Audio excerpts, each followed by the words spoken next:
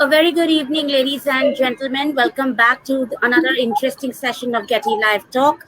My name is Shilpi. I'm the Relationship Manager with the Global Education and Training Institute. Well, this is another week, and we are back with another educational conclave. The theme for our educational conclave today is quality education. Is it affordable in the 21st century? So, when we talk about quality education, it not only pertains to the rising, the increment in the fee for the parents, but also about quality education means has our curriculum, has our pedagogy, has our point of view in education changed from last 30 years or so? So let me introduce my panel for this session today. I will first start with the senior most person. He is Mr. M.S. Chauhan. He is the retired Deputy Commissioner and he is also the head of Educational Services.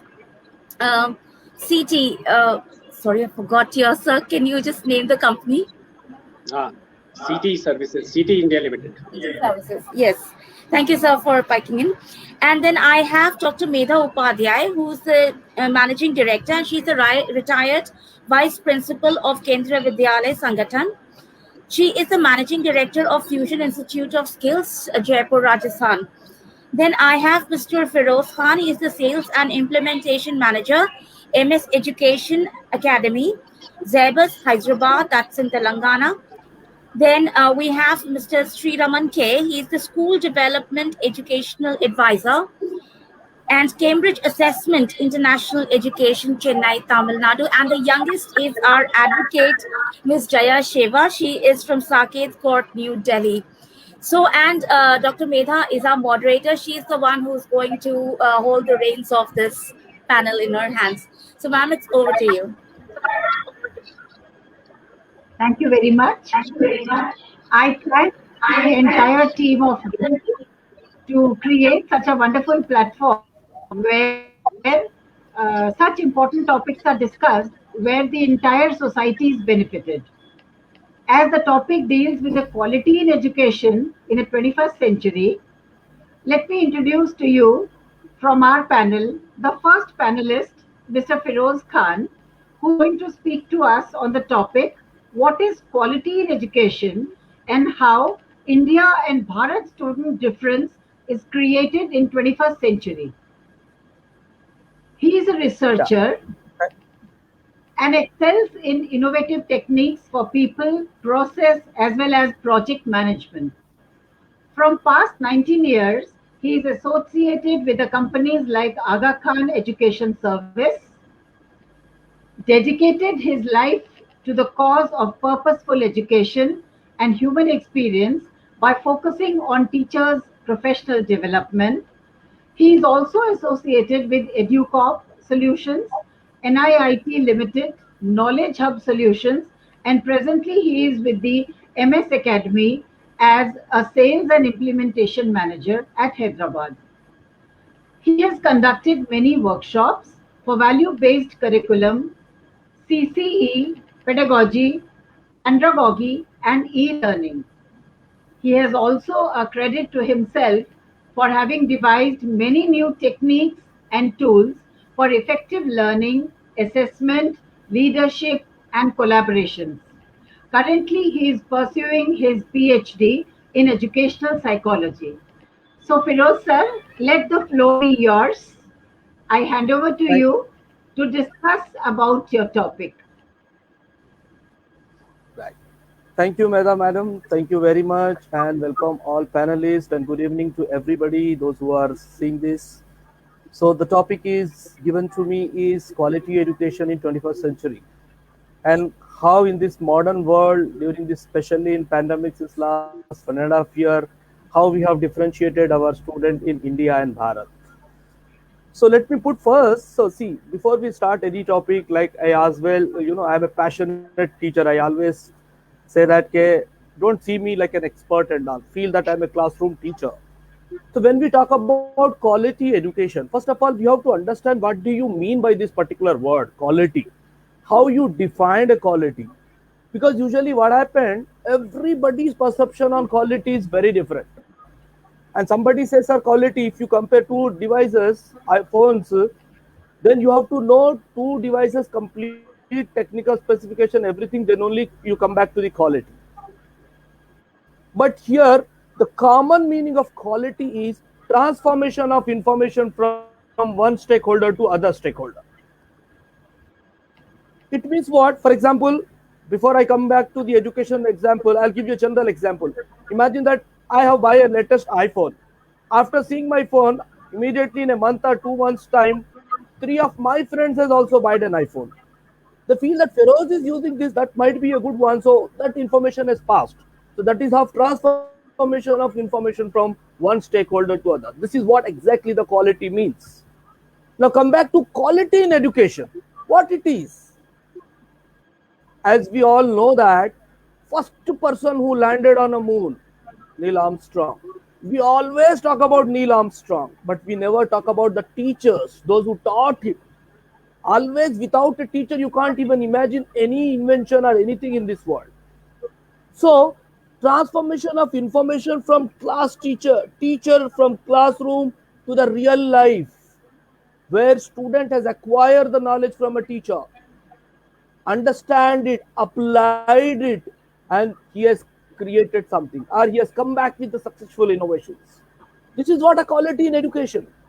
But sometimes somebody will be having the other perception. Okay, what is quality education? I should have an AC classroom, AC buses, high-tech school with high-tech infrastructure, sophisticated teacher, English, everything we talk about that kind of environment. But certainly quality in education is nothing but, as a teacher, if I am delivering something, have to ensure whether it is being transformed into the minds of the children.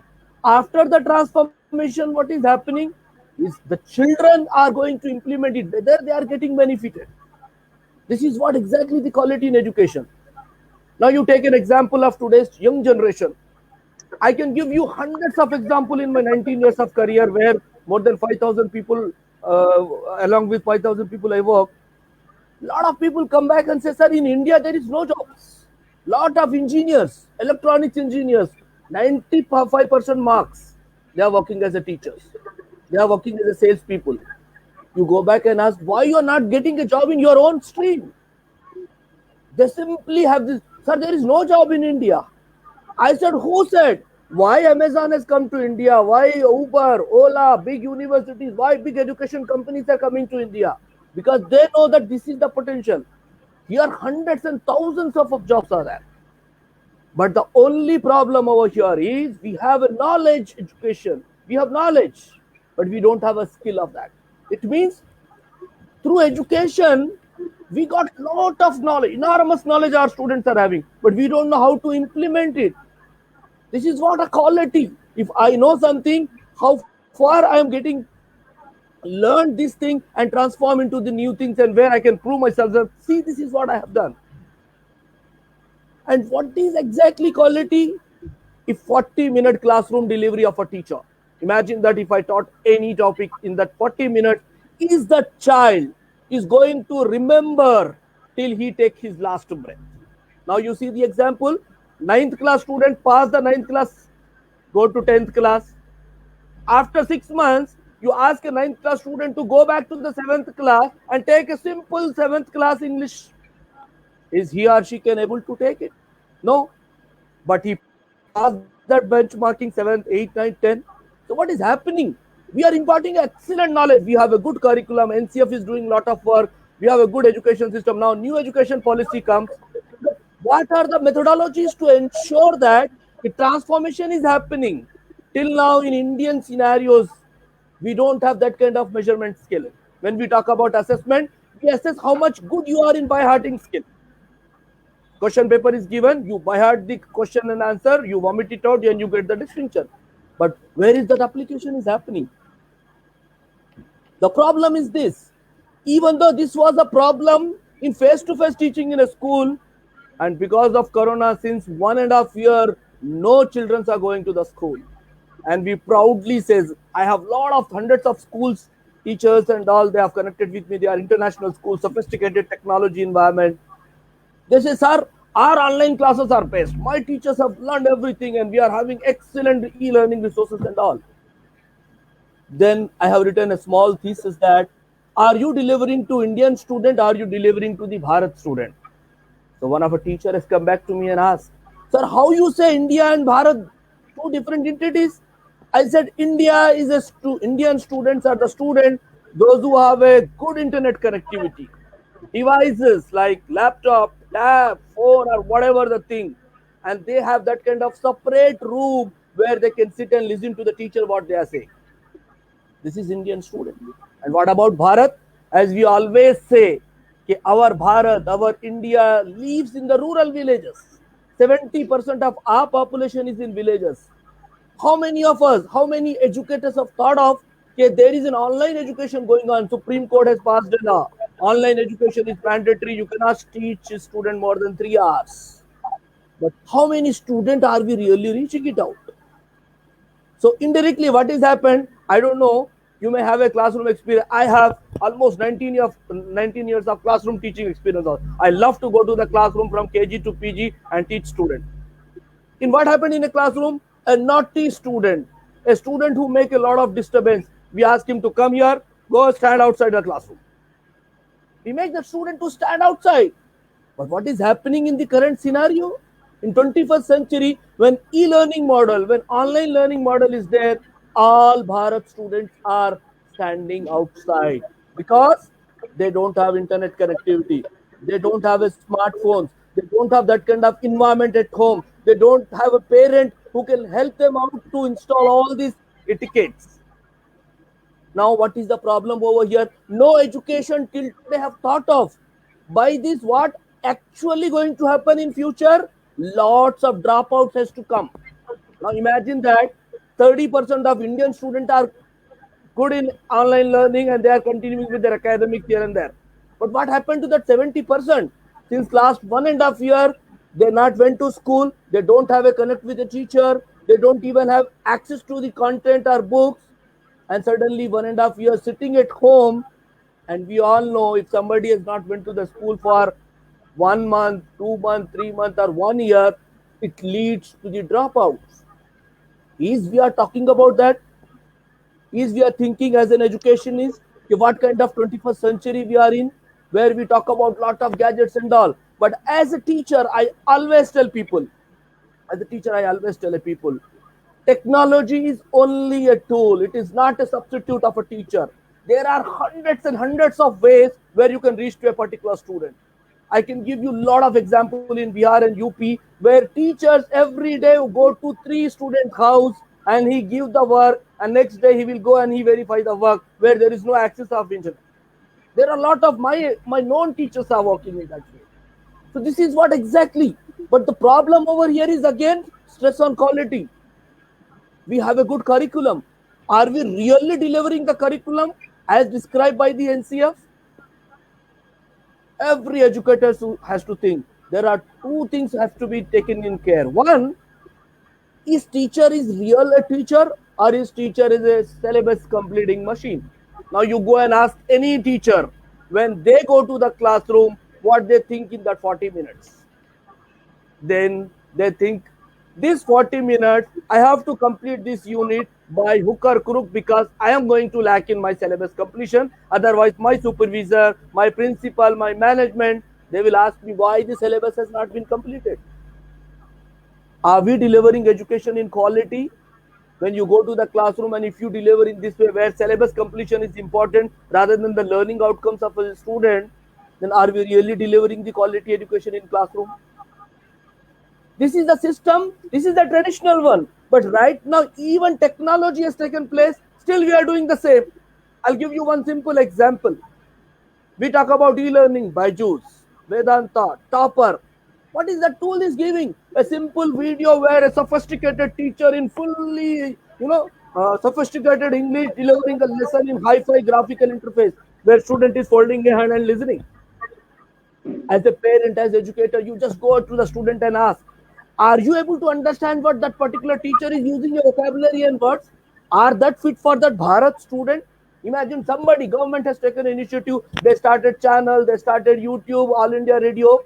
But the language, the vocabulary, the way the content has been delivered, is that true for that particular child? Where he has a challenge even in face-to-face, But in this 21st century, where e-learning has taken care, online methodology has come, are we really catering the need of that quality education? Quality education is not a syllabus completion. Quality education is not a getting good result. Quality education is not a giving a student 100% marks. But quality education is if child learn very simple one word, APPLE, apple, will he able to understand what is that apple is, from where this apple is coming, what are the protein, vitamin, what are the minerals happening in an apple? Are we going to teach that? No, simple spelling, APPLE, apple. I have seen a small kids during my research time. We say I for igloo. I believe we are elders, we never seen igloo in our life. And how come these children will see? Lot of books still show I for igloo. But in the same way, if you say I for ice cream, I for iPhone, then today's children can easily understand. Now you see lot of books will talk about lot of things, xylophone. How many of us will understand that? But as an educator, I feel that I'm delivering a quality education. If you promote rote learning where teacher taught something, student gain excellent knowledge, but when he go back, he is not able to implement in his real life.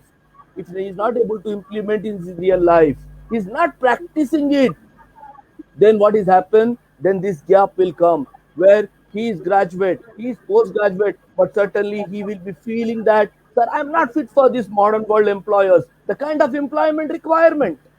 Lot of people doesn't even fit for that interviews which they go to the corporates and give, even though they are BTech and MTech.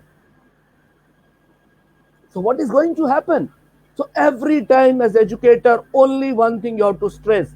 Even if I am teaching for 40 minutes, is that 40 minutes objective cracks the meaning of that particular thing is transformed into the minds of a student, is he is going to implement till he take his last breath. In that 40 minutes, if as a teacher you deliver that, then your work is done. That is what we say. A doctor cannot create a doctor. A scientist cannot create a scientist. A lawyer cannot create a lawyer. But a teacher can create. It means what? After Almighty, then parent, then third is the teacher. Only these are the three people. These are the three things which have a power of creation. Now go back and listen, think. How many times as a teacher when you enter, you think in your mind, I am a creator, I am going to create a future of this child. Don't think that just a duty is to complete a prescribed syllabus and make student to acquire good marks. Are you really playing the role of a creator? This is what a challenge. This is what a pandemic time where as a teacher I have to think, how come I bypass this technology? I should not depend on technology. I should reach to the child where even entire syllabus, if you can deliver one topic in a way where child can himself become a learner, then your work is done.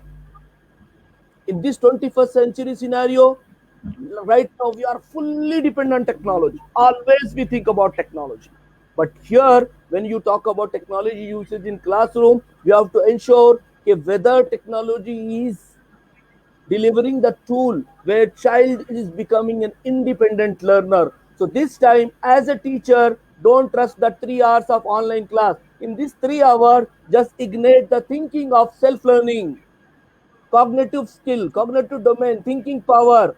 And when students start taking self-initiative, then as a teacher, your work is to just guide them. Even on a call, even on offline messages, you can guide a child, and then you can see Bharat and India student become alive, and both can be benefited during this pandemic time, even though with a limited resources with online. I hope all educators, I hope we all will have that aim. As an educator, my duty is to create the citizen who can make, who can bring the change in society, not become the part of society where we always say society is become a machine thing where some process started and it will be keep on going, and we say sir, system is going on. So I believe that we will ensure that more focus has been given to the Bharat, like an India student, without creating any dependency on technology. Thank you, Meda ma'am, for giving me this 10 minutes or 15 minutes, and hope we will meet again soon. Yes, thank you very much, sir, for the keen observation. but I simultaneously would say that as we are all teachers, we should have a strategy for bridging up all the gaps that you could observe. These gaps we all are observing. So we will finally go in for a discussion and discuss how these gaps could be plugged in. So thank you very much, sir, for your enlightening talk. And now, among our next learned panelist, we have Mr. Sri Raman K. And he's going to speak on the topic qualitative teachers in an affordable role of today. Let me give you a brief about him. He is School Development Educational Advisor with Cambridge Assessment International Education at Chennai. As a school director, he has an experience of more than 26 years. He is a national awardee and he has been in international education field for more than 25 years, especially with uh, international giants like Geneva, Cambridge International Examination, UK. He has Masters of Arts in Child Care and Education, Master of Science in Geography, and Master of Science in Geoinformatics. Along with that, he has a MBA, and his planning is to conceptualize the broad goals of the schools and plans accordingly to ensure the implementation. So these days, NEP is in a stage of implementation. I am sure your enlightened talk will throw some light on that, and some constructive implementation tools we would definitely receive. So over to you, sir. So very good evening to all the dignitaries who have gathered here. And I would like to thank the Getty, the management, the organizer who has given the opportunity for me to take up this desk to speak on the qualitative teachers in an affordable role of today. As we are now, we have the 21st century education. And right now we are galloping towards the 21st century education. In that case, we have the 4 parameters. The number 1 parameter will be the collaborative learning or a collaborative thinking. And we have the second part will be the creativity. And third one will be the communication. And henceforth, we have all the critical skills, critical thinking connected to the task which under the phase 1, phase 2, phase 3, and phase 4. So I just demarcated the quality of a teacher, the basic profession of a teacher who are the professionalist who has endeavored a variety of experiences, who has given a task or a role as a role model for the society or a community to prove the leadership right from the classroom level. This goes this way. We have a teachers of affordable who are very affordable for quality education in India and also in abroad. And we have a lot of international influences globally, which is connected with all the curriculums. And as of now, we have 43 boards. And out of that, CBSE is a domestic curriculum, and IGCSE, International General Certificate of Secondary Education, which is under the Cambridge University. That is, Cambridge is another one. And we have GCSE curriculum, and we have IBO, International Baccalaureate Organization, which is under the Geneva Conventions. So we have all over all the curriculums, which is what is determined to say is that about the quality.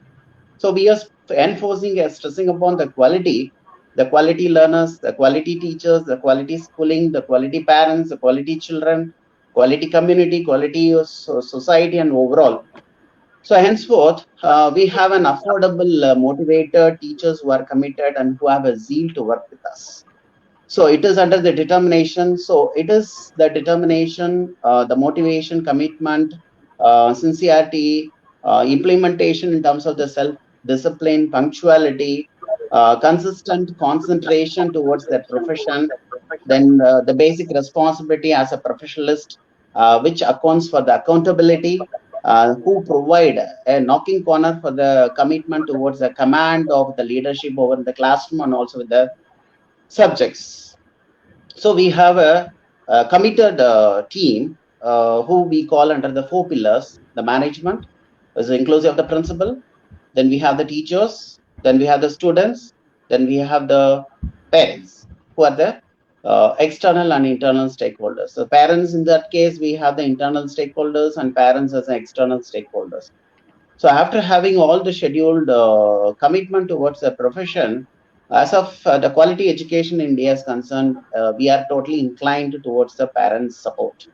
Because in India, it is the transformation, the education transformation, what we see as of now is to be qualified, qualitative, and it should be affordable.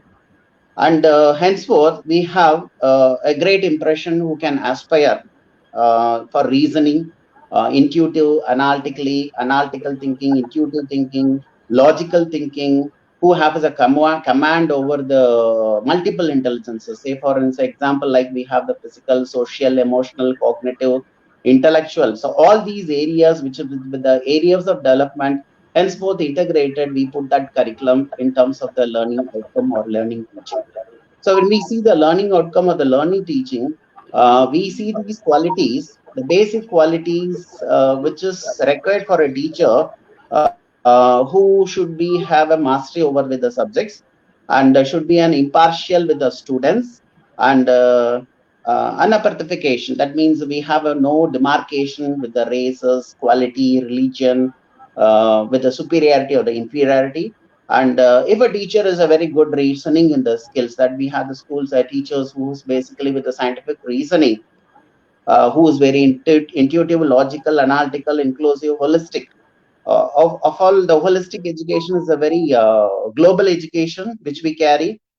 And who are the teachers who are tracking due to the teachers who have a very good quality, it is due to the quality of education, and that depends on the quality of teachers.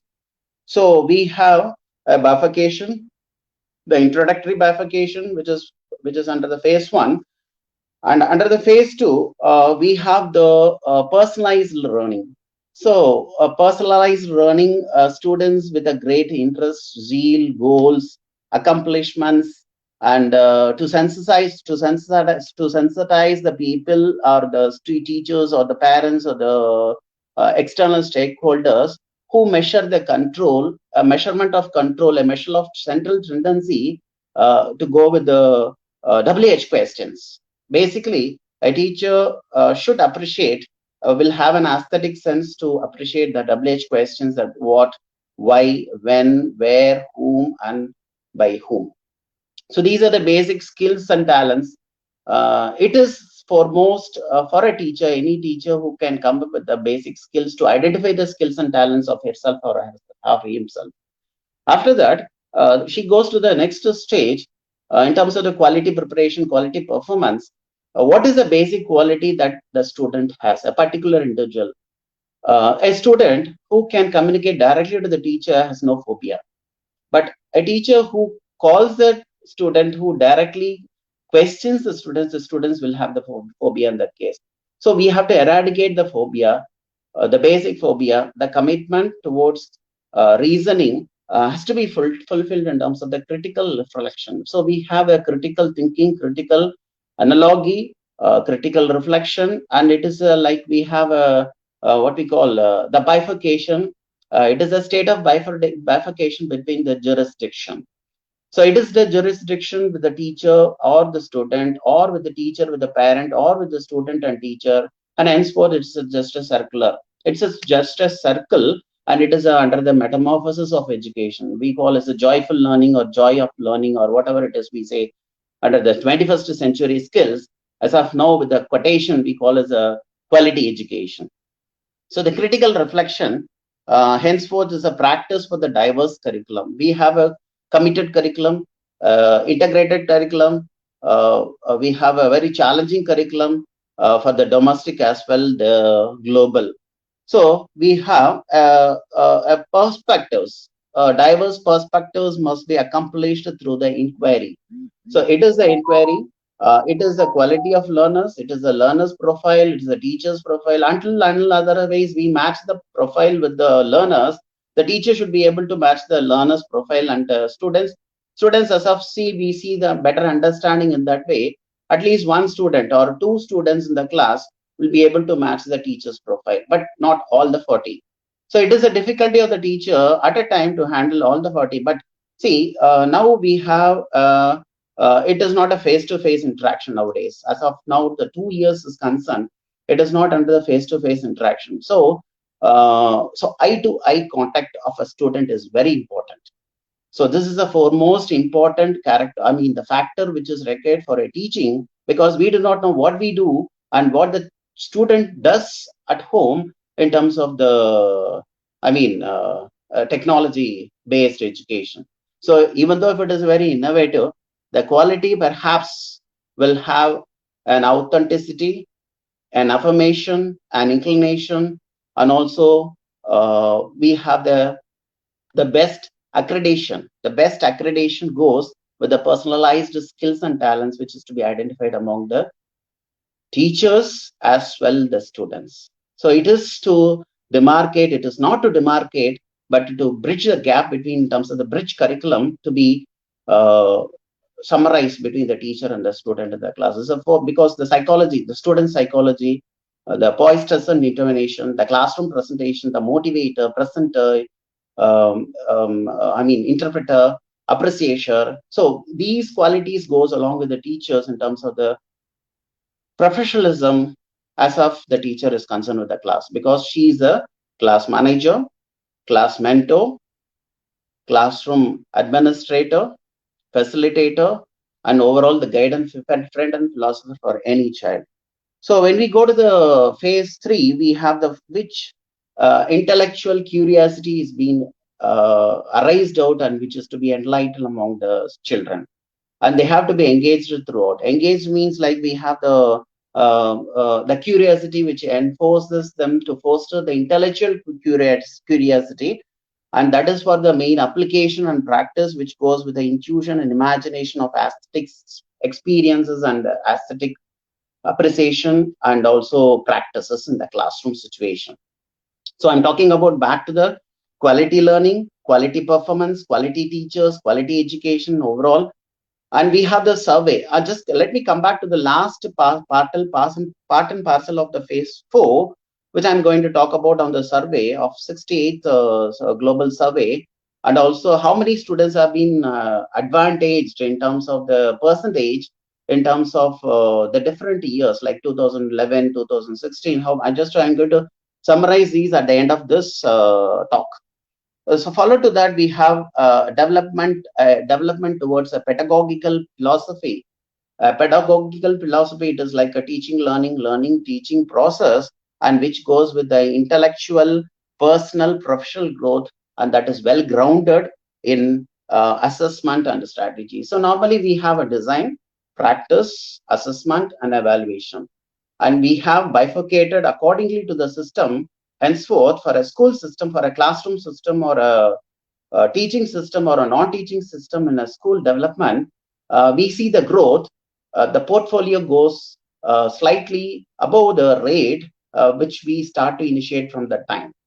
So when we start to initiate from the right time, the new schools will have always the problems. The new schools which is going for accreditation or affiliation or recognition will face a lot amount of problems, and there will be frequent change of teachers, frequent change of students also, because they have to get accustomed. Accustomization comes only through the accomplishment of the quality education which they endeavor for their commitment in their own future, because it is only on their demand, their own commitment. What is the school, in what way this school is going to do different from other schools, in what way this curriculum is going to benefit from the other curriculum, in what way our country is going to be different country from other countries. So this is the main intellectual curiosity among the students who have a better expressions, who are going to be better learners for a future India. So normally we see they see the teachers as a very good mobile university. Every teacher is considered as a mobile university as far as the student is concerned. It is under the psychology where I have studied. They see a collection of knowledge, a collection of information, a collection of data. So these collection of informations, primary data, secondary data, tertiary data, and when we put it under the statistical study with the center measures of central tendency, we see the mean median mode. So what is the range that we have an accomplishment, and what is the growth and development in terms of the quality education in quality country and with the quality parents and with the quality students? Because we do admire as a head of a school or the advisor or educationist or the director, we do assess what type of parents we have in, what type of students we have in, and what type of teachers, what sort of teachers, what type of teachers, what kind of teachers. It's a sense of accomplishment and sense of commitment from the school side. As a owner of the school, they will have a lot of tendency towards to look in to be a quality schooling. So I'm talking about a school is not a school, a good schooling is a schooling. So it is under the commitment of the quality education that we have, and that is we are committed to each and every aspects like day-to-day event management of the school. So as a owner, like we see like what are the practical difficulties, a sense of accomplishment, a sense of commitment to the society or the community. And we have in specific sensitivity, we are very sensitized to the students in terms of the diversions they carry with the school to school, the curriculum to curriculum, country to country, and also from the state to state, district to district, and also from village to village. So we see a lot of students who are struggling in terms of the right education, right to education, right for education, right as right by education. So these are like we have the rights of the child and child care in India. In India, we face a lot of problems because every child should be understood and every child should be given equal opportunity to see that they have a specific natural skill and talents, and that has to be accomplished, and that is only with the hands of the teachers but not in the hands of the principals. So in terms of recruitment, so when we come to the recruitment part, again we see the quality. We want a quality people, we want a quality teachers, we want a quality parents, we want a quality students. So where do we go? Like, so within the area of the jurisdiction, we think about how is it possible for us to run a school? How is it possible to have a different bifurcation with other schools who are very committed, who are very highly committed in terms of the challenges that we face in the current scenario as of today. And coming back to the meaningful experiences and thought. So we have a reflecting, caring, sharing, principled. So these types of qualities a learner should carry, but it should be under the holistic academic event. And that about the alertiveness, and that is the main alertiveness that we have to have. And the quote of the alertiveness is nothing but the thinking is the basis of critical thinking. So I repeat again. So thinking is the basis of critical thinking for all the creativity, for all the innovations and all the progress. So coming back to the third phase, I'm going to put up on the innovative and effective teachers and how they have to make an approach in the classroom situations. So altogether in well-round, I'm talking about on the quality education, quality classroom, quality teachers. It is only with the quality classroom and quality teachers we can accomplish a sense of commitment and accomplishment with the students. So immediately we'll have a better recognition from the students, and if you are able to accomplish that directly to the students, indirectly you are satisfying the parents, no doubt in that.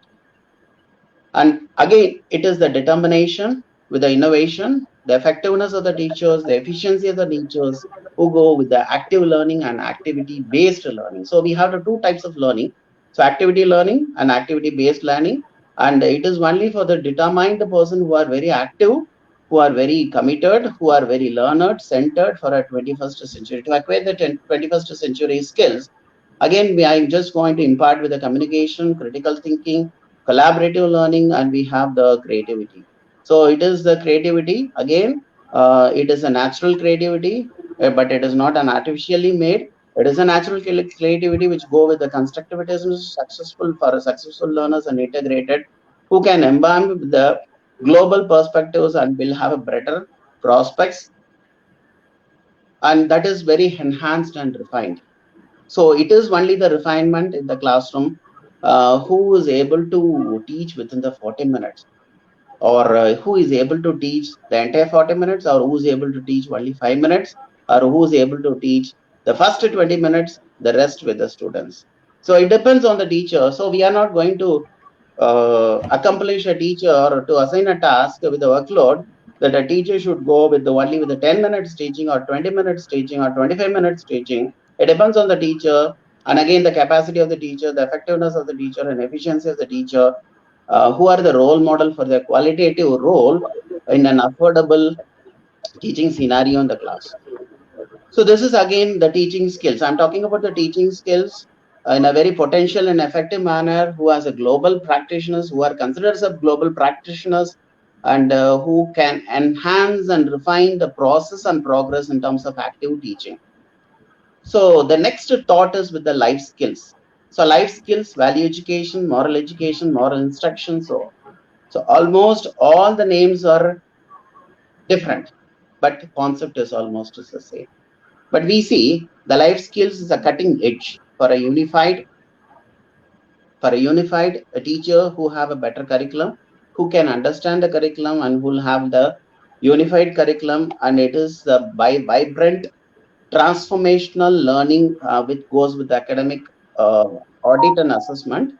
And this is an academic audit and assessment who have a better transformation for an event training, who are the teachers who are better to take their profession in terms of the professionalism, who can undergo the training, who can undergo the event in terms to prove their professionalism, and to be the better holistic learner. Because once we start to teach or to educate or to train or practice or experience, make them experience, the teacher should undergo the normal process of all the training, event, and audit and assessment in terms of the practice and conducted with the school in terms of academics and administration. And follow to that, we have the learner-centered curriculum. So learner-centered teaching, learner-centered curriculum for every learner in terms of the learning rate that varies in individual and between the individuals.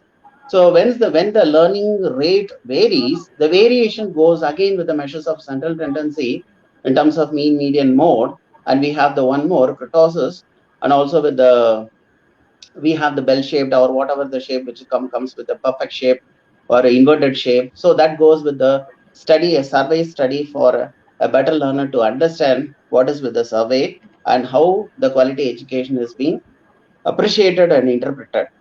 So we have an alternatives. So for all these things, we have alternatives.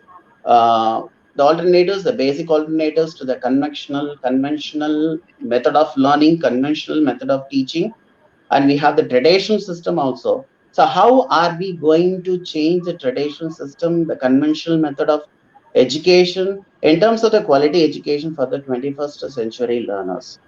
So again, the learning models on active learning. So when we call upon the learning models on active learning, the concepts, we make them students to understand the concepts at the pre-primary level, that is in the kindergarten level, then henceforth for the primary level 1 to 5, and with the middle school 6 to 8, and secondary level 9 and 10, and senior school or with the advanced level we have 11th and 12th.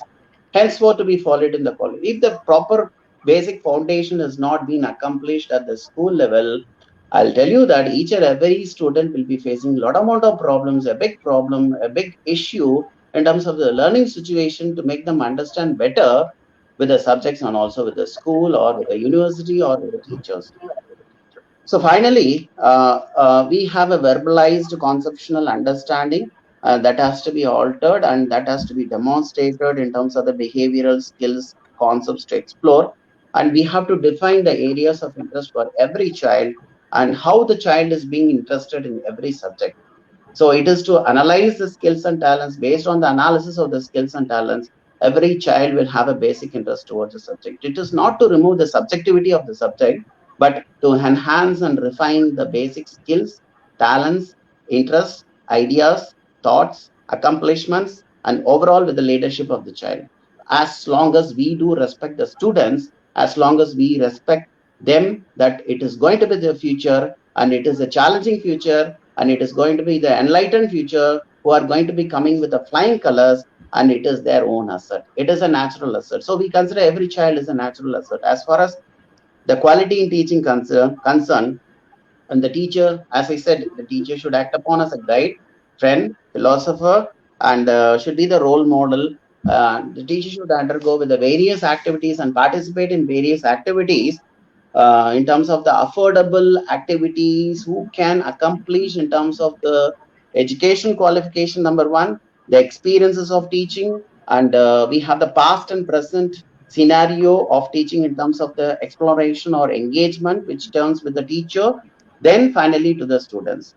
And finally, the phase 4 goes with the affordable parents' feedback and assessment and evaluation. Normally, we see in a school, in a pre-primary school or a primary school or a middle school or a secondary school or a senior secondary school, we have a certain commitment goes with the mission, vision, motto, and henceforth, what are the terms which we include for a school to run in a very effective and efficient way, that every child is a better thinker.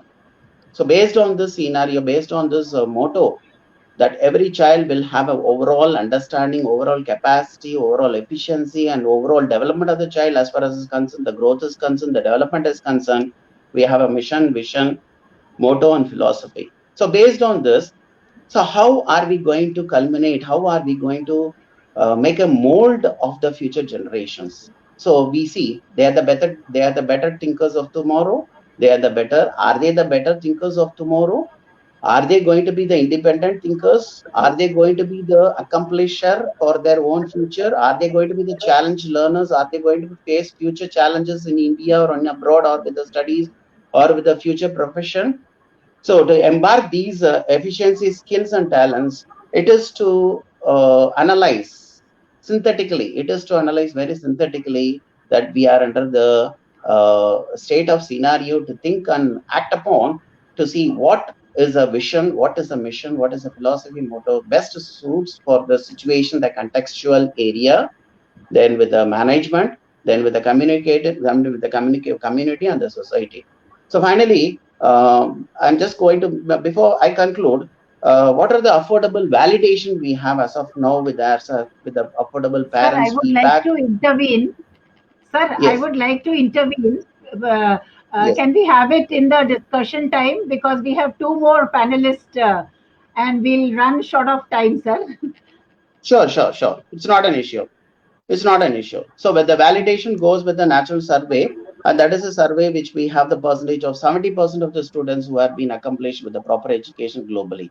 So with this, I conclude. I thank the moderator. I thank the planner, who was the organizer, who has given me the opportunity. I'm just leaving the desk to the other person. Thank you, madam. Thank you so much, sir. Without losing much time, I have the next panelist, Advocate Jaya Shiva, and she is going to talk on the topic laws introduced by the government to provide quality education to the children in 21st century. Thank you She is so an much. advocate in... Pardon? I'm sorry, I said thank you so much for this warm introduction. Okay. All right. And she's an advocate in New Delhi and has her own YouTube channel. She is popularizing the requirements of the public through her Facebook and Instagram handles also. She has more than 15 years of experience in several corporate and other industries. Her mission is to empower the Indian citizens and to make sure that they are able to use the rights which are made available to them by Indian laws. Hence, save them from the exploitation from the negative sections of the society and make sure that they are able to use the privilege provided to them by Indian Constitution in a just and a proper manner. So it will be very good to hear you, ma'am. It is the first time that I'm going to hear an advocate on the floor of education. So most welcome. Thank you so much. And I was really enlightened and I was very astonished to hear from the people who are from the education industry. And I was really glad to understand that they have so close view of how the education is going on. So my purpose, my main purpose of this discussion would be that I would like to give an overall picture to the viewers about what the law is going about and how overall picture of education is there in a layman's or in a person who is not in a non-education industry. and about the laws that are there for the education, to make sure that the children are getting quality education in India. So let's start as Mr. Feroz Khan started, and just to make anybody understand, before we start any topic, we have to understand what we are speaking about. So as per me, what is a quality education? So as per me, there should be three. The quality of education is supported by three key pillars. The first one is ensuring access to quality teachers. So, as by my good friend Mr. Sriraman enhanced, that we have to make sure that the teacher and student interaction is good, the quality of teachers is good, and they pay attention to what they have to do. Okay. Then the second key pillar comes as we are providing use of quality learning tools and professional development. So, as Mr. Feroz Khan said, that when they are educated, they don't know what to do and how to utilize their education in their practical life. So, this is the most important aspect, that the quality learning tools should be as such that the professional development is there. The third important pillar is the establishment of safe and supportive quality learning environments, so that the teacher is friendly with the students, students are friendly with teachers, and they are able to interact with each other without any fear or hindrance. So both of my friends have spoken really well about it. I don't think that I need to exaggerate about it, saving the time of the viewers. So since we are talking about the quality education, I'd like to put a light on the United Nations Sustainable Development Program. So their goal number 4 is quality education. So for quality education, in that goal number 4 includes quality learners. That means students. So what should be there in the quality learners? Good health should be there. Regular attendance for the learning should be there. Family support for learning and nutrition should also be there. Because without these aspects, the quality of the learners would deteriorate, and whatever education we are imparting, it won't serve the purpose. The next important point includes quality learning environments. So, as everybody said, that we have to provide with the good facilities in the school. So, qualities of the school facilities should be paid attention to. Interaction between school infrastructure and other quality dimensions should be there. Class size. So, teacher and pupil ratio should be paid attention to. So there are other aspects also, like social elements, peaceful, safe environments, especially for girls, teachers' behavior that affect the safety of the children. Non-violence should be there, because I hope you understand these days, bashing and the physical torture is not allowed in the school. Okay, so the quality processes also, is one of the points also that has been included, and it includes professional learning for teachers. So if the teachers are not professionally trained, they won't be able to understand the children and would not be able to impart their knowledge in a proper manner. Teacher competence should be there, and school efficiency is also very important. Continuing support for children centered learning. So there should be enough support for student centered learning. There should be facilities, and enough support should be provided by the school. Active standards based upon participation methods. So if you would pay attention to that, and if you would compare this with the what our constitution has, our Indian constitution has provided for quality education. So moving back to right to education, this Right to Education Act was enacted in 2009 by the Parliament of India. So, as everybody know about right to education, I would like to throw light on the most important points of this right to education, just to make sure that you understand it briefly before we should move on. So, this prescribes minimum norms of elementary education. There are certain terms and conditions that the elementary schools should abide to, so that they can get recognized from the government, and it prohibits the unrecognized schools from practice, and advocates against donation fees and interviews of the children at the time of admission. So as it also stresses upon going against donation and fees, so they are trying to provide the quality of the education is improved, as well as it is affordable to the all sections of the society. The next comes is benchmark mandate. Like there are certain benchmarks that everybody has to adhere to, like pupil teacher ratios, the classrooms, in the classrooms, separate toilets for girls and boys, drinking water facilities, number of school working days, working hours of teachers, so on and so forth. So these are very important points that are kept in mind while enacting this Right to Education Act, just to make sure that the quality education, the quality environment is provided, and just to make sure that overall India and Bharat is made one again. So in not it is applicable not only to the government school or the primary school or the MCD schools, it is applicable to the private school as well as government school. Moreover, the quantity and the quality of the teacher has also been paid attention to. And apart from that, they ensure all-round development of the children, like they provide the midday meals and other facilities to the children who are like economically from the weaker section, monitoring compliance of the RTE norms. So they are making sure that the RTE norms being adhered to. And right to education is justiciable. That means it is backed by grievance redressal mechanism. So that allows people to take action against non-compliance of the provision of right to education. All right. Apart from that, creating inclusive space for all. That means, in case if somebody like there is a provision in right to education that 25% of the seats are to be reserved for the economically weaker section of the society, just to make sure that those people are also able to get a chance to study in a good environment. Okay. And not only this, even in the case laws also, if you would go through the laws and the judgments that has been passed in the near future, near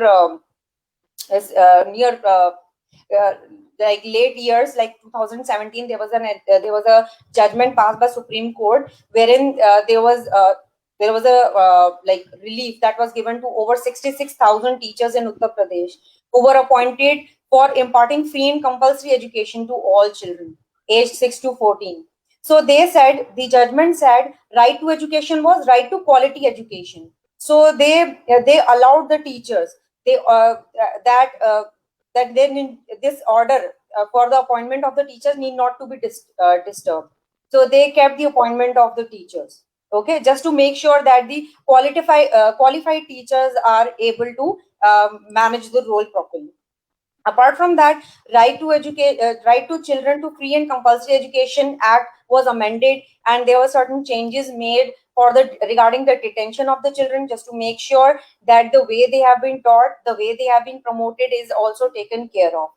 All right. Apart from that, there were different schemes also for the elementary education, just to make sure the quality education is provided and private schools do not have monopoly on the education sector, and all sections of the societies are benefited out of it. I hope you know about Sarva Shiksha Abhiyan, midday meal, Mahila Samakhya, strengthening for providing quality education in madrasas. So these are few of the elementary education initiatives taken by the government. Apart from that, in 2020, there was a new education policy that was launched on 29th July 2020. So the whole the way of looking at the education sector was changed. The arrangement of the education was changed. The highlights of this policy was that the schooling the schooling started from the age of 3 years. Before this, it started from the age of 5 years. But after the enactment of this new education policy, the schooling started from the age of 3 years. So even like the schooling at the Anganwadi and preschooling were also provided to the people who are economically weak in the society. Apart from that, the education structure was changed, like 5-3-3-4. The first 3 years, the first 5 years were initially the preschooling and the primary. Then foundational stage of Anganwadi and preschool were 3 years. Then preparatory school, class 3 to 5, middle stage classes 6 to 8, secondary stage 9 to 12. Hence, the structure of the education has been changed to improvise on the quality of the education imparted, apart from keeping in mind the stress and the way the education is imparted in the school. Moreover, the children, how they are able to digest whatever knowledge has been imparted to them. Okay. Apart from that, there are no rigid separations between science, art, and commerce, so that they are able to choose the subjects, whatever streams they want to choose. Like they can opt subjects across the streams. So it will be easier for them to go for a vocational something, or go for a subject that they really like and they are ready to understand and ready to grasp. Apart from that, internship and vocational education from class 6 also has been suggested. Vocational education will start in schools from 6th grade and will include informal internship. That means it will encourage the people from economically weaker section to study further, because they are getting internship and vocational education, and it will also help them to earn as soon as they get out of the school. So apart from that, board exam stress is also kept in consideration while enacting this new policy. Board exams are aimed to encourage holistic development. So in case if they are not able to get the score what they want, they can also go for the examination again. All right. And apart from that, for an instance, like if somebody would like to go for online learning resources, they can go. I also mentioned in my channels and my previous interview with Getty that there are certain platforms that online learning resources have been provided by government itself. So as my respected friend mentioned about the online resources like Byju's and all, they are providing with the different things, but the government is also providing with the facility to the people who are not able to buy those courses. They can go to Diksha. This is an online platform for school education, and it has over 80,000 e-content items in multiple Indian languages. So this cater to grade 1 to 12. So you can refer to that. In case if you want, you can go to ePathshala. It's a web portal and mobile app designed and deployed by National Council of Education Research and Training. So it has audios, 1886 audios, 2000 videos, 696 ebooks. So I think there is more than enough food for your brain if you would like to get as much as knowledge as possible. Apart from that, National Repository of Open Educational Resource. This is a portal equipped with best quality informational content on diverse topics in multiple languages. In case if you're not consistent with a particular language, you do not have to stick with that particular language. You can go for the multiple languages, whatever you are comfortable in. And it has 14,527 files, including 401 collections, 2,779 documents. So I think this is a lot that government has provided. Apart from that, Swayam is also there. This is the national online education platform hosting 1,900 courses. So in case as my friend mentioned that we are not able to, like the children of the weaker section are not able to get the online education, private schools are providing it. So the government is also taking enough initiative just to make sure that the gap is covered as much as possible. Apart from that, if you do not have money to buy the online connection, you can go for TV. Doordarshan is providing a lot of channels, and not to forget Swayam Prabha, wherein it has 32 DTH TV channels transmitting educational contents on 24/7 basis. I have also gone through those channels. I have also seen those teachers. I have also try to monitor how they teach, and it's a very good quality of teachers that are there. So I don't think we will be left behind in case if we are lack of money, or we are sitting in a rural area or any part of India we are. Okay. Apart from that, DD Doordarshan free dishes and set-top boxes there with an antenna, so you can go ahead and buy that get that, and then you would be able to get education free of cost. And apart from that, even the private DTH operators are telecasting these courses through their channels. So not only DD, the other private channels are also telecasting that these channels, and the channels cover both school education and higher education in a wide range of subjects like engineering, vocational courses, teacher training, performing arts, social sciences, and humanities subjects, law, medicine, agriculture, and many more subjects. So I hope this really helps the students of India to grow as much as possible. And for me, as per a layman who is not into education industry, I think it is pretty much accessible for me, and I am able to get the affordable education, a quality of good quality education in 21st century in affordable manner. So I think this is worth it. And I'm really happy that our government is taking these kind of initiatives. And I'm really happy to convey this to the weaker section of society also. I impart this information, I give this information all over wherever possible and whomsoever I can. So I'm really thankful to Getty for giving me this opportunity so that I can convey this message and share my thoughts on this. Thank you. Over to you, Ms. Medha Upadhyay.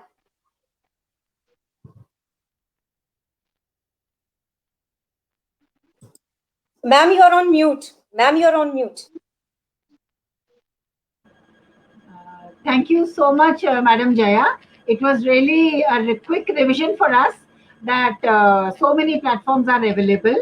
But one question is still there in my mind. Are we able to develop that quality of skill and attitude in the children even when we have so many affordable options? Anyway, we'll have it in the discussion forum. So thank you once again. And now we have Mr. M.S. Chauhan, and his topic is significance of curriculum in making quality education affordable in 21st century. I doubt if Chauhan sir is able to, is he there? He is the last panelist amongst us.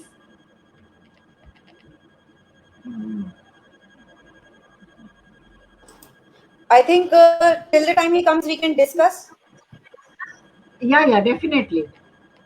See, quality education from my point of view is slightly more on the easier note that once we are able to give knowledge to a child, train the child in a particular skill and develop his attitude, that would lead him to become a problem solver, because we are providing so many variety of education, all right, but still in the practical form of life we see that many children, they are not able to solve the problems.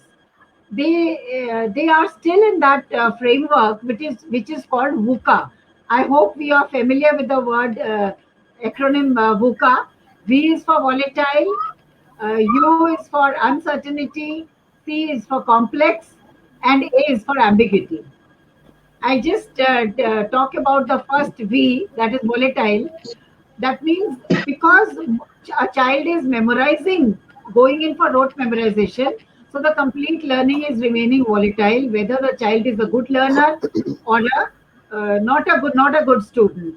For if we take any examination, some children forget before the examination, some forget immediately after the examination. So our education system, to provide a quality, should not work in this framework of VUCA.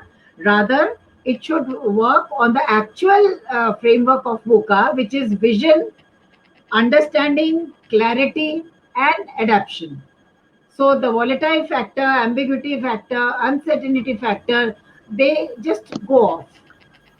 I'll take an example to simplify the concept of skill. Suppose you ask any child to recite the table of 2, the child will quickly recite it. Table of 4, quickly, 13, 20, 21. But if I ask the child to recite the table of 399, the child will get stuck because there he does not have the skill. You take the name of a child, the child will immediately recognize, because somewhere somebody must have called him, somewhere he must have filled his name, and that becomes his skill. So here the knowledge part, what he has already acquired, has been converted to skill. So whatever platforms, whatever our fellow friends have just said, that interaction, best quality of teachers, etc., what we should have, should lead to education, quality education, which will finally help a child to develop the skill and the right kind of attitude, so that the child becomes a critical thinker. See here, I will add up to that what ma'am was talking about skill. See, now ma'am has given an example. If you ask a table of 2, 4, 6 and all, student able to answer. See, the problem here, the question is what exactly the skill, how you define skill. Knowledge is what? It is theory. What is skill? Application of a theory. The problem is during the classroom teaching, not a single teacher will take a time and integrate the book to the real life. I'll give one example. Third and fourth class or second class student, if you are teaching addition, subtraction, multiplication, and division, we feel that the textbook is the only medium of thought. No. You tell a child, go to your kitchen room, a mother can be a best mathematics teacher. When she is cooking a food, see, if you are having 4 people, mother can take that example. See, 4 people, how much rice you required? This much. Means one person, how much is getting? Division. How much water I have applied? Multiplication. See, every time the problem here is we are only focusing on textbook curriculum. We are not integrating textbook to the real skill. You give me any topic from KG to PG, I will relate to the real world. See, until and unless mindset of a child has to be changed, okay, this textbook is exactly the replica of a real life. Then only you are able to develop a skill. Skill cannot be taught in classroom. Skill cannot be taught by any teacher or a lecturer or an instructor. Skill is nothing but student has to know, okay, my teacher taught me something which is there in real life and let me see whether it exists. Imagine water pollution. Every time we tell water pollution and child is by hearting contamination of bacteria into the water is water pollution. But when you go to anybody's home and all, when child is passing through the drain and the drain water is mixing with the tap water, he never integrate that. My teacher was talking about this. See, this is the drinking water, this is the drainage water mixing together. This is what. So now the role of teacher is integrate the textbook with real life.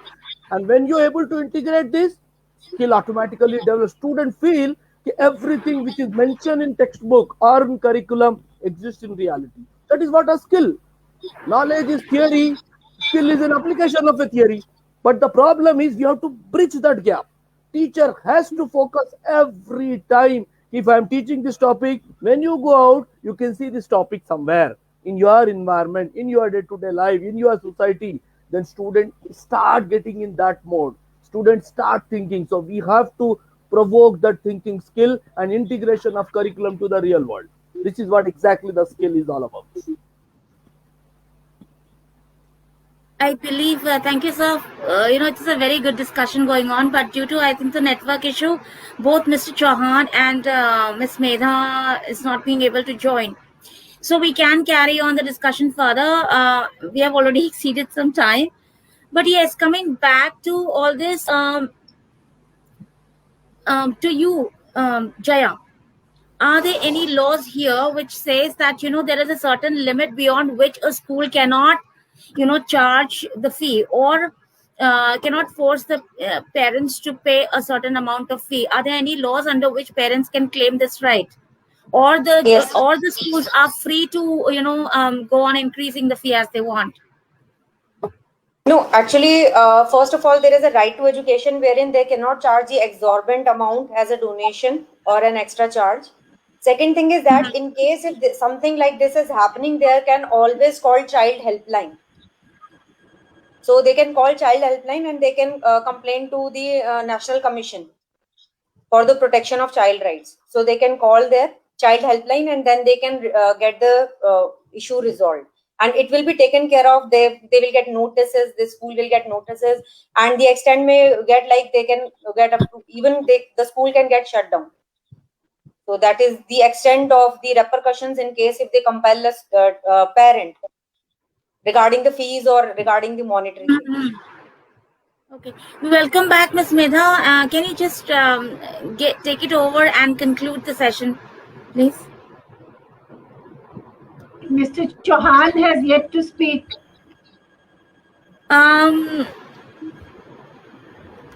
He's not seen on the platform. I believe he's network issue.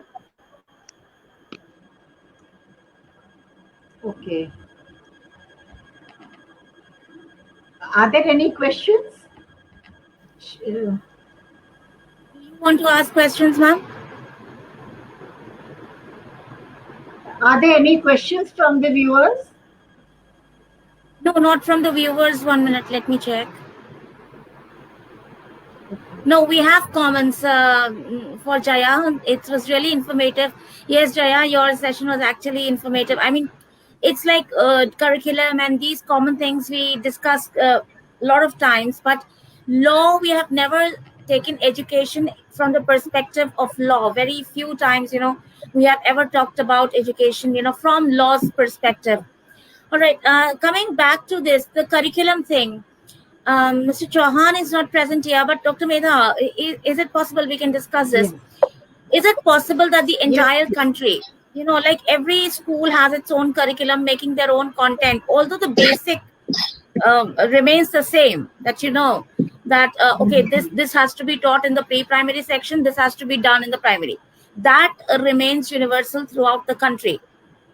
But is there any ways that because sometimes when children who are frequently getting transferred from one place to another, especially belonging to army background or somewhere, so when they go from one place to another, what they face is, suddenly if the child is coming from Gorakhpur to Delhi, there is a vast gap in the curriculum, what he has been studying there and what he is getting in Delhi. So is there a way, or is there like a universal curriculum thing that the entire country can follow, and children who are frequently getting transferred do not have to face this kind of an issue? Yes, definitely. Kendriya Vidyalayas are one of its kind where a child does not have to face, because it is the same curriculum. So the same pattern can be taken over. Otherwise, now what NEP 2020 is coming up with is the more practical and the interdisciplinary approach. What Mr. Chauhan was planning to discuss was that if a child has interest in sports, the child will study physics through the point of view of sports. So he will create interest. So through the arts and culture of our country, if the curriculum is framed in such a way that the fundamental learning that is taking place is touching upon all aspects, and then a final more practical learning is going to take place, those type of curriculums are being framed, and so many curriculums are coming up. And I think CBSE and NCERT both have joined hands to come out with a common platform, so that not a single child suffers, not even in the rural area nor in the urban areas. Yeah. And our panelist, Sri Raman, I had to interrupt him. He had a point to say. Yes, sir. Yeah, I have another point over here. Firoz sir, you wanted to say something? Yeah, yes, I have another point to add up to this. As ma'am rightly said, that transferring of a student from one state to other state will be a lot of challenges with respect to the teachers transition and all. But when you see the thing, actually the foundation has to be strong, then there is no challenge of the curriculum, because play group to 5th class you follow CBSE, IGSE, IB, Cambridge, any curriculum. Up to 5th there is no fixed curriculum, only a guidelines will be there. But unfortunately what is happening here, school will follow publishers, those who are not a qualitative publishers, because of somewhere pricing and all, and they teach that up to 5th, because they have the liberty to take any books, somebody Britannica, Cordova, Max, this and that. But if you really follow the guidelines of the board up to 5th class and have a curriculum, then after 5th, if your child foundation is good, then no traveling, no syllabus changes will affect a child. Because as we know, if you want to create a multi-stories building of 20 floors, your foundation has to be strong. Then only you can keep on increasing the floors. If your foundation is weak, then naturally when you go to other state, then you have to create another foundation to lay the story building. So that is what a most important thing schools has to taken care. Up to 5th, there should be the strict curriculum which is as per the guideline of the board. When we are following any curriculum, we have to strictly see what kind of knowledge, what kind of skills is getting by this publisher. So we have to be very choosy on this. If your foundation up to 5th is good, then student have a strong foundation and he can survive in any area of India or maybe abroad also. See, Chauhan sir has come back, and I think he'll be the best person to throw light upon curriculum framing. We have Mr. Chauhan for his topic, Significance of Curriculum in Making Quality Education Affordable in 21st Century. So Mr. Chauhan is the head of Education Services CT Software Solution, and this company caters to a community of 4,500 teachers and more than 60,000 students across India. I think a big mass they are taking care of. He was the program head in Kendriya Vidyalaya Sangathan for Swasth Bachche Swasth Bharat program, where he conceptualized the idea of a student-oriented program. He remained the educational administrator for 20 years, including remaining a deputy commissioner for 8 years.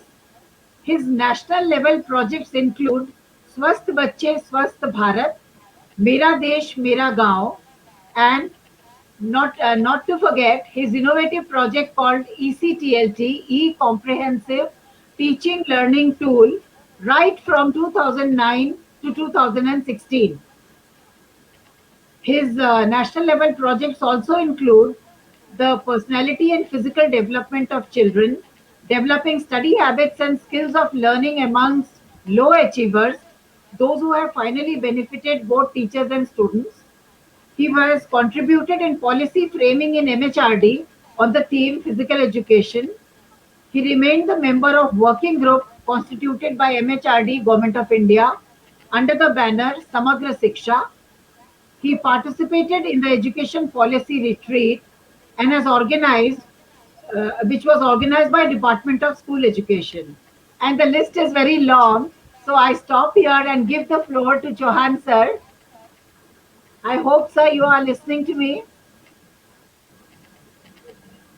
The floor is yours, sir. So we are unable to hear you and we are running short of time. We have gone beyond 45 minutes. It's going to be 1 hour. There is a question from the audience. That is the last question we'll be able to take. And that is, she's asking, can we look at preparing pandemic-ready curriculum for the kids who are not aware of its impact?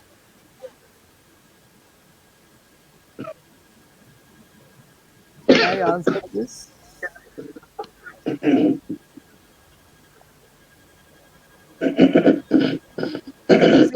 regarding, any one of you would like to answer that question, please? I'm answering. Right.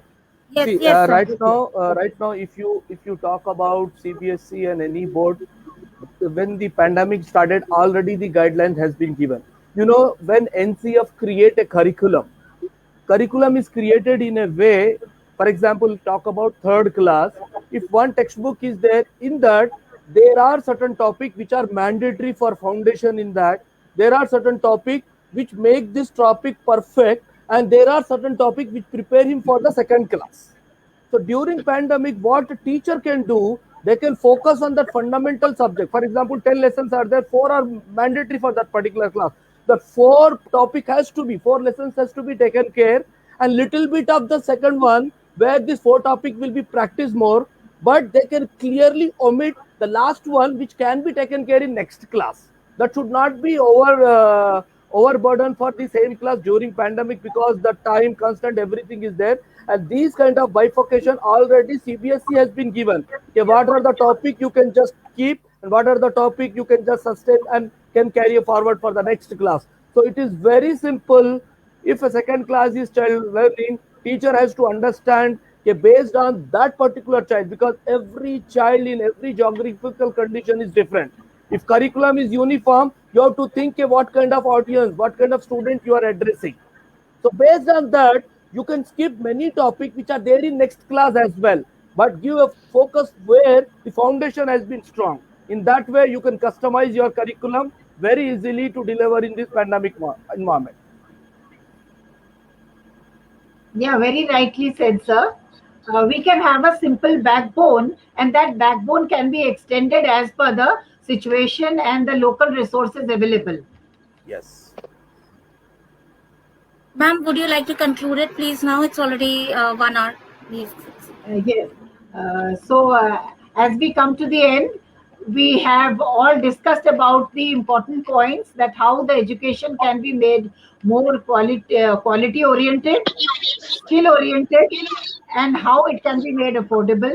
And the addition of the judgments and the advocates' advice has been added advantage to us. And should I take the opportunity to thank and close it, or someone has to speak? I think it should close it. Okay.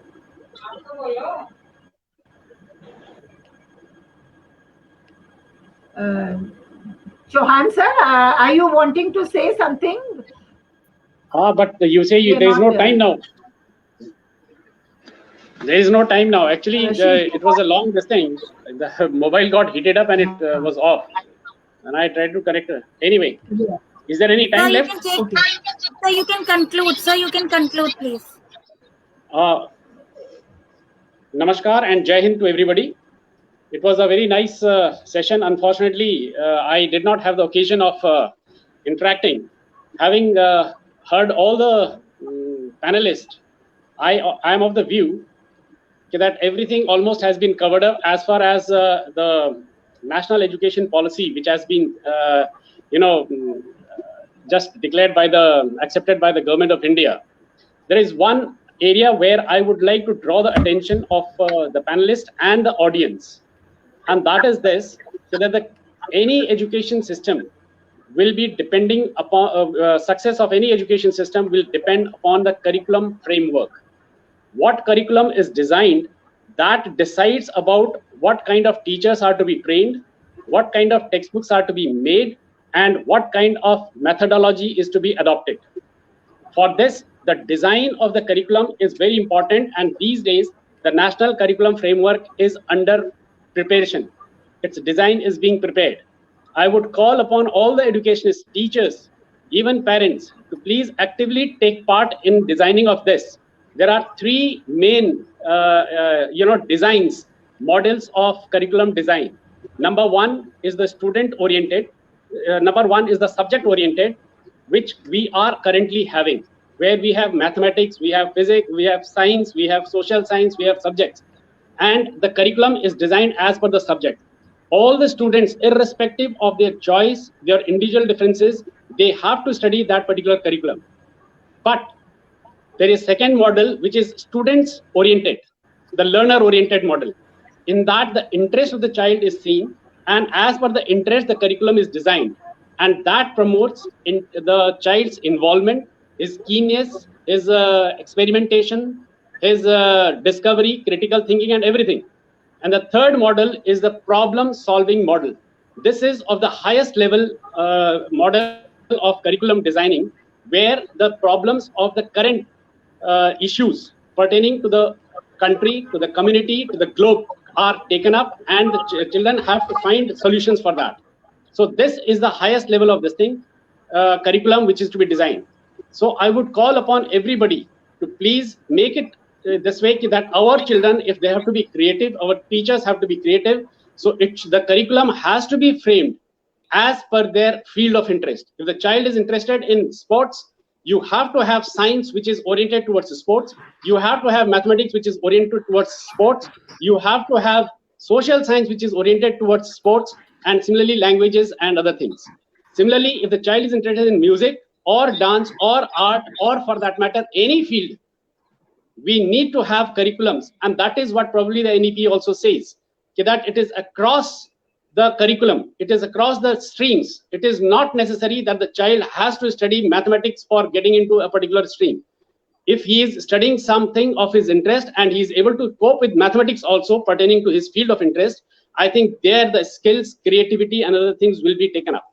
So my appeal once again to all the educators, all the teachers, all the students, and the parents is, please do actively take part in the curriculum designing of the education system NEP 2020.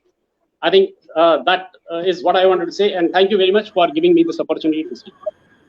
Thank you everyone for joining in, and it was a very fruitful discussion because we are getting quite good comments from people, and Jaya, especially you being the youngest, there is somebody who would like to know more about your perspective. So they can always, anybody who wants to know about Jaya or any of our panelists, you're requested to message the relationship manager, that's me, and you will be able to get the information. We cannot directly give their personal information here on the common platform. So for that, you need to message us on our Getty's number. Thank you so much once again, everybody, for joining in and giving your point of view. The theme again, which we discussed, was quality education. Is it affordable in the 21st century? So taking out time and being here, it was such an interesting discussion that we actually extended time. Had we got a little more time on hand, there are more sessions coming up, we could have gone on. So have a lovely evening, each one of us, and each one of you, of course. And we again pray to God, because of the typhoon and of the cyclone and everything that's happening around. Let nature be cool and calm. Let's pray to God for peace, especially in nature. You know, nature is getting furious. I think I don't know what kind of lesson are we human beings learning from it. But then we need to pray, and yes, of course, pray for each other and for the entire world. So with that, we come to an end of this session. Thank you, one and all. Thank you. Thank you. Thank you, one and all. Thank you very much. Thank you so much. Thank you. Thank you very much.